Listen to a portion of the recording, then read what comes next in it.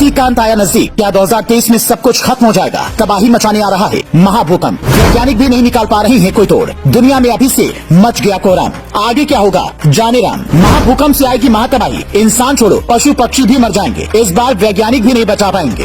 America और रूस निकालने में जुटे इस महाविनाश को रोकने का तोड़ मंगल ग्रह से आए संकेत डरा रहे हैं। दुनिया में ऐसी महातबाही आने वाली है जिसे जानकर आपके पैरों तले जमीन खिसक जाएगी। नासा के वैज्ञानिक भी हैरान है, पूरी दुनिया परेशान है। ब्रिटेन के लोग भी सोच रहे हैं इस बार तो दुनिया का अंत निश्चित है। महाभूकंप की भनक लगने के बाद अब दुनिया के बड़े बड़े वैज्ञानिकों के दिमाग में बस एक ही सवाल गूंज रहा है कि 2023 में दुनिया को कैसे महातबाही से बचाया जाए। क्योंकि जिस तरह के सिग्नल लगातार मिल रहे हैं उससे कयास लगाए जा रहे हैं कि ये वही साल होगा जब पृथ्वी पर विनाश सबसे ज्यादा होगा। दूसरे शब्दों में कहा जाए तो दुनिया इसी तबाही के बाद खत्म हो जाएगी और इंसान की सभ्यता का नामो निशान मिट जाएगा। ऐसा इसलिए क्योंकि पृथ्वी पर बहुत जल्द महाभूकंप आने की संभावना जताई जा रही है और अगर एक बार ये भूकंप आ गया तो इंसानों के साथ साथ पशु पक्षियों को भी इस पृथ्वी से हमेशा के लिए सफाया हो जाएगा। बताया जा रहा है कि इसीलिए दुनिया की कई देश मंगल ग्रह पर जीवन की तलाश में करोड़ों रुपए खर्च कर रहे हैं। इसके पीछे सिर्फ मकसद यही है कि जल्द से जल्द पृथ्वी ग्रह को छोड़कर मंगल पर किसी तरह से इंसानों को बसाया जाए। बता दें कि दुनिया की कई वैज्ञानिक इसीलिए परेशान हैं क्योंकि नास्ट्रेडमस ने भी इसी साल पृथ्वी के अंत होने की संभावना जताई है और जिस तरह से अभी से अलग अलग तरह के संकेत मिलने लगे हैं उसे देखकर तो ऐसा ही लग रहा है कि शायद 2023 इंसानों के लिए आखिरी साबित होने वाला है। महाभूकंप कब और कैसे आ सकता है आपको वीडियो में बताएंगे। असल में बीते कुछ दिनों में दुनिया के तमाम देशों में भूकंप की घटनाएं तेजी से बढ़ी हैं,